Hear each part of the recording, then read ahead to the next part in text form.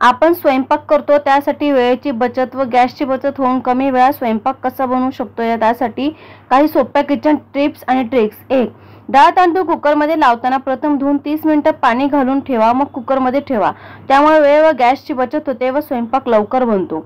2. कुकरची रिंग खराब झाली तर डाळ कुकरमध्ये ठेवून डाळीला उकळून येऊन द्या. मग कुकरच्या झाकणाला आतून तेल किंवा तूप लावा. मग कुकरचे झाकण लावा. त्यामुळे शिट्टी लवकर येते व डाळ पण लगेच शिजते. 3. पास्ता शिजवताना प्रथम 15 मिनिटे पाण्यात भिजत ठेवा, मग जास्तीचे पाणी घालून शिजवून घ्या. त्यामुळे गॅसची बचत होते व पास्ता एकसारखा शिजतो. 4. कढी बनवताना बऱ्याच जणी म्हणतात की कढी फुटते. प्रथम एका भांड्यात दही घेऊन त्यामध्ये थोडेसे मीठ व बेसन घालून रवीच्या साहाय्याने मिक्स करून घ्या. मग कढी बनवा, फुटणार नाही. 5. चहा बनवताना आले घालायचे असेल तर चहाला उकळी आली की मग त्यामध्ये किसलेले आले घाला. मग परत एक छान उकळी येऊ द्या, मग चहा गाळून सर्व्ह करा. 6. भाजीमध्ये मीठ जास्त झालं असेल तर दुसऱ्या एका कढईमध्ये बेसन थोडे भाजून घ्या, मग भाजीमध्ये मिक्स करून भाजी परतून घ्या. त्यामुळे जास्तीचे मीठ बेसनमध्ये मिसळून जाईल.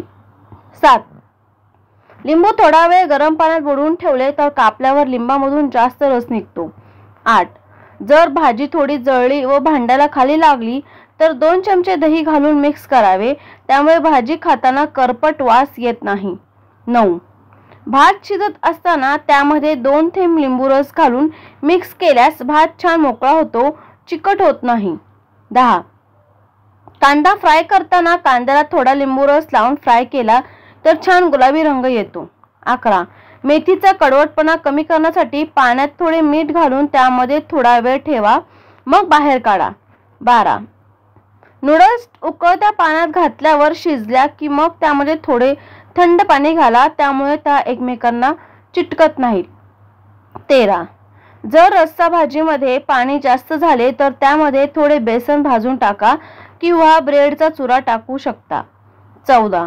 मिरची पावडरच्या डब्यात थोडे हिंग घालून ठेवले तर मिरची पावडर जास्त दिवस छान ताजी राहते. 15. आपल्याकडे वेळेची कमतरता आहे व 3 वेळेच्या चपात्या बनवून ठेवल्या तर वरतून थोडेसे व्हेजिटेबल ऑइल लावून झिपलॉकच्या बॅगमध्ये भरून ठेवल्या व पाहिजे तेव्हा मायक्रोवेव्हमध्ये गरम करून ताज्या चपात्या सारख्या लागतात. 16.